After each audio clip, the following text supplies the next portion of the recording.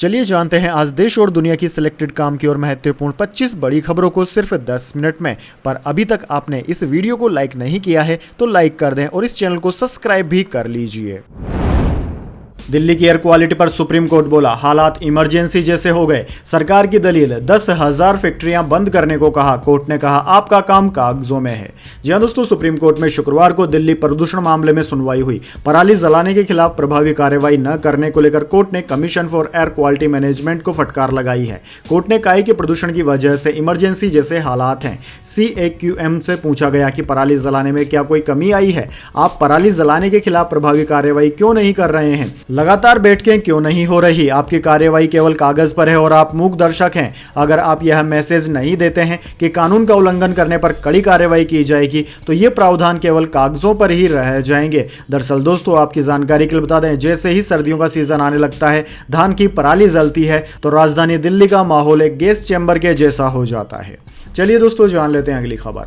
Delhi MCD standing committee election, BJP candidate की जीत, कांग्रेस और आम आदमी पार्टी का बहिष्कार। मेयर ने 5 अक्टूबर की तारीख दी थी, LG ने चुनाव कराए। दरअसल दोस्तों, दिल्ली नगर निगम MCD की स्टैंडिंग कमेटी की अंतिम खाली सीट के लिए शुक्रवार को वोटिंग हुई। भाजपा कैंडिडेट सुंदर सिंह को पार्टी के पार्षदों के सभी 115 वोट मिले, जबकि आम आदमी पार्टी की निर्मला कुमारी को कोई वोट नहीं मिला। दरअसल दोस्तों, कांग्रेस और आम आदमी पार्टी ने इस चुनाव में हिस्सा नहीं लिया था। इस जीत के साथ दिल्ली नगर निगम की 18 सदस्यीय स्थायी समिति में भाजपा के 10 मेंबर्स हो गए हैं, जबकि आम आदमी पार्टी के केवल 8 मेंबर हैं। जिस सीट पर चुनाव हुआ वो भाजपा नेता कमलजीत सहरावत के पश्चिम दिल्ली से सांसद चुने जाने के बाद खाली हो गई थी। चलिए जान लेते हैं अगली खबर। कुमारी शैलजा ने फिर CM पद पर ठोका दावा, हरियाणा में बने दलित मुख्यमंत्री।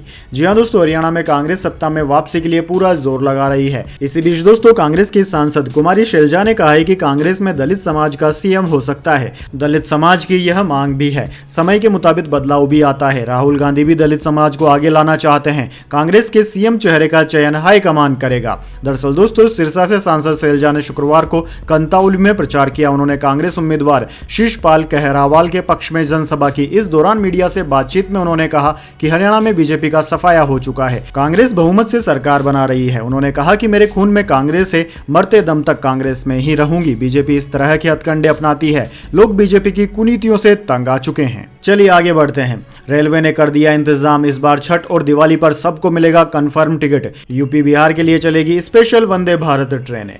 जी हां दोस्तों, दिवाली छठ के आते ही ट्रेनों में भीड़ बढ़ जाती है। खासकर यूपी बिहार जाने वाली ट्रेनों में टिकट मिल पाना मुश्किल हो जाता है। इस रूट पर चलने वाली ट्रेनों में टिकटों की मारामारी और यात्रियों की बढ़ती संख्या को नियंत्रित करने के लिए रेलवे ने इस बार दोस्तों कमर कस ली है। रेलवे ने इस साल दिवाली छठ पर होने वाली भीड़ को निपटने के लिए वंदे भारत स्पेशल ट्रेन चलाने का फैसला किया है। दिवाली छठ पर होने वाली भीड़ को नियंत्रित करने के लिए रेलवे ने स्पेशल वंदे भारत ट्रेन चलाने का ऐलान भी कर दिया है। वैसे दोस्तों, रेलवे विभाग का यह फैसला आपको कैसा लगा, कमेंट बॉक्स में जरूर बताएं और आप कौन से रूट पर चाहते हैं कि ट्रेनें स्पेशल चलाई जानी चाहिए। चलिए जान लेते हैं अगली खबर। रॉबर्ट वाड्रा का मोदी को चैलेंज, हरियाणा में मेरी जमीन साबित करके दिखाए। प्रधानमंत्री ने कहा था कि कांग्रेस ने प्रदेश दामादों के हवाले किया। जी हां दोस्तों, हरियाणा में विधानसभा चुनाव के लिए रैली के दौरान प्रधानमंत्री नरेंद्र मोदी के एक बयान पर कांग्रेस नेता प्रियंका गांधी के पति रॉबर्ट वाड्रा ने पलटवार किया है। रॉबर्ट वाड्रा ने प्रधानमंत्री को चुनौती देते हुए कहा कि साबित कीजिए कि मेरी कोई जमीन हरियाणा में है या मैंने कोई गलत काम किया है। वे साबित नहीं कर सकते क्योंकि मैंने कोई गलत काम नहीं किए हैं। दरअसल दोस्तों, बुधवार को प्रधानमंत्री मोदी ने हरियाणा के गोहाना में एक चुनावी रैली को संबोधित किया था। इस रैली में उन्होंने भ्रष्टाचार के मुद्दे पर बोलते हुए कहा था कि कांग्रेस ने हरियाणा को दलालों और दामादों के हवाले कर दिया था। आज जो नए वोटर हैं उन्हें नहीं पता होगा कि 10 साल पहले हरियाणा को कैसे लूटा गया था। इसी पर रॉबर्ट वाड्रा ने जवाब दिया है। चलिए दोस्तों, जान लेते हैं अगली खबर। सोना और चांदी की कीमतों में आज गिरावट। सोने का भाव 110 रुपए गिरकर 75,640 पर आया। चांदी 1,074 रुपए सस्ती होकर 91,448 पर आई। जी हां दोस्तों, सोने चांदी की कीमतों में आज गिरावट देखने को मिली। Indian bullion and jeweller association की वेबसाइट के अनुसार 10 ग्राम 24 कैरेट सोने का भाव 110 रुपए गिरकर 75,640 रुपए पर आ गया। इससे पहले दोस्तों गुरुवार को इसके दाम 75,750 रुपए प्रति 10 ग्राम थे। वहीं दोस्तों चांदी की कीमत में भी आज गिरावट रही। ये 1074 रुपये सस्ती होकर 91,448 रुपये प्रति किलोग्राम पर आ गई। इससे पहले चांदी 92,522 रुपये पर थी। दोस्तों इस साल चांदी 29 मई को अपने ऑल टाइम हाई 94,280 रुपये प्रति किलोग्राम पर पहुंच चुकी है। चलिए दोस्तों जान लेते हैं अगली खबर। तिरुपति लड्डू विवाद, जगन को मंदिर जाने की इजाजत नहीं, पूर्व सीएम बोले घर में बाइबिल पढ़ता हूं लेकिन सभी धर्मों का सम्मान, राज्य में राक्षसों की सरकार है।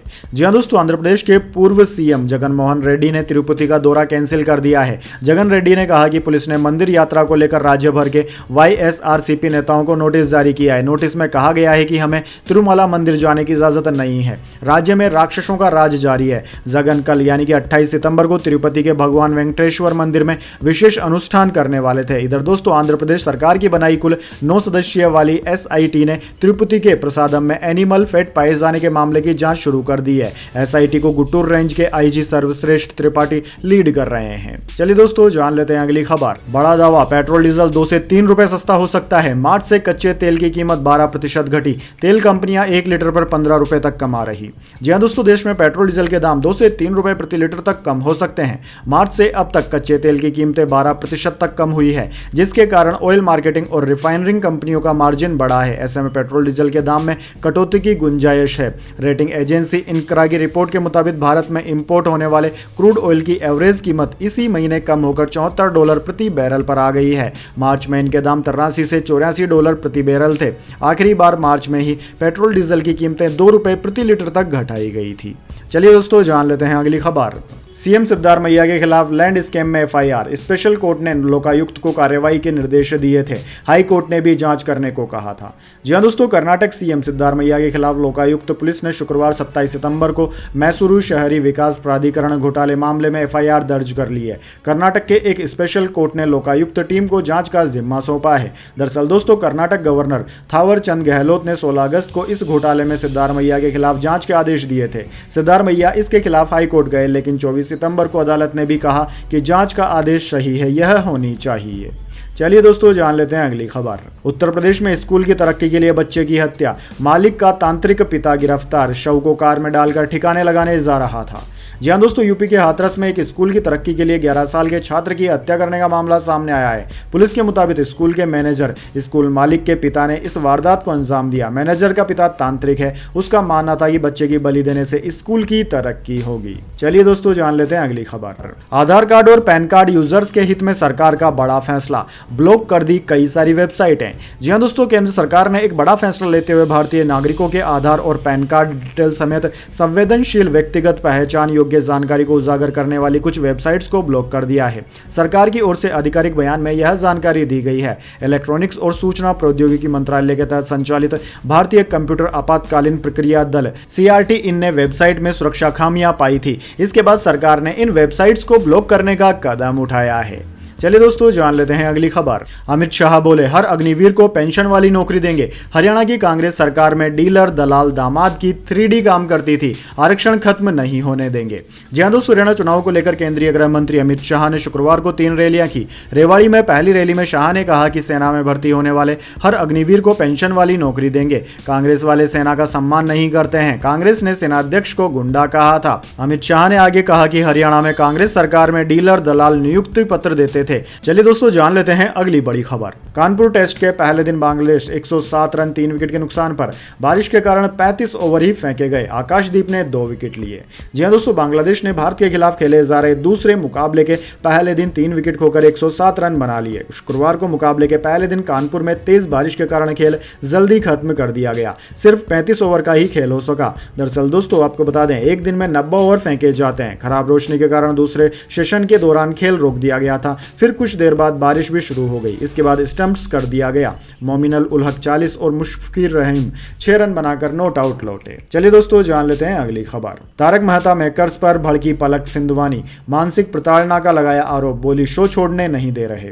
जी हां दोस्तों, तारक मेहता का उल्टा चश्मा शो में सोनू भिंडे का किरदार निभा रही पलक सिंधवानी ने मेकर्स पर मानसिक उत्पीड़न का आरोप लगाया है। उनका कहना है कि वे शो छोड़ना चाहती हैं, लेकिन उन्हें ऐसा करने नहीं दिया जा रहा। इसके अलावा पलक ने उन खबरों को भी बेबुनियाद बताया है जिसमें कहा जा रहा था कि कॉन्ट्रैक्ट तोड़ने पर उन्हें नोटिस जारी किया गया है। हालांकि नीला फिल्म्स प्रोडक्शन का कहना है कि उनकी तरफ से एक्ट्रेस को नोटिस भेजा गया है। चलिए दोस्तों जान लेते हैं अगली खबर। केरल में मंकी पॉक्स का दूसरा मरीज मिला। भारत में यह तीसरा मामला। 29 साल का युवक यूएई से केरल लौटा था। इस ट्रेन की पुष्टि अभी बाकी है। जी हां दोस्तों, केरल में मंकी पॉक्स का दूसरा मरीज मिल गया है। भारत में मंकी पॉक्स का यह तीसरा मामला है। 29 साल का युवक यूएई से केरल के एर्नाकुलम लौटा था। उसे तेज बुखार था। जांच में एमपॉक्स की पुष्टि हुई है। हालांकि अभी इस ट्रेन का पता नहीं चल पाया है। दरअसल दोस्तों, केरल हेल्थ डिपार्टमेंट ने बताया कि मरीज का कोची के प्राइवेट अस्पताल में इलाज चल रहा है। उसके सैंपल पुणे के नेशनल इंस्टीट्यूट ऑफ वायरोलॉजी में जीनोमिक सीक्वेंसिंग के लिए भेज दिए गए हैं। जांच के बाद पता चलेगा कि मरीज एमपॉक्स के खतरनाक और तेजी से फैलने वाले क्लेड 1B स्ट्रेन से संक्रमित है या नहीं।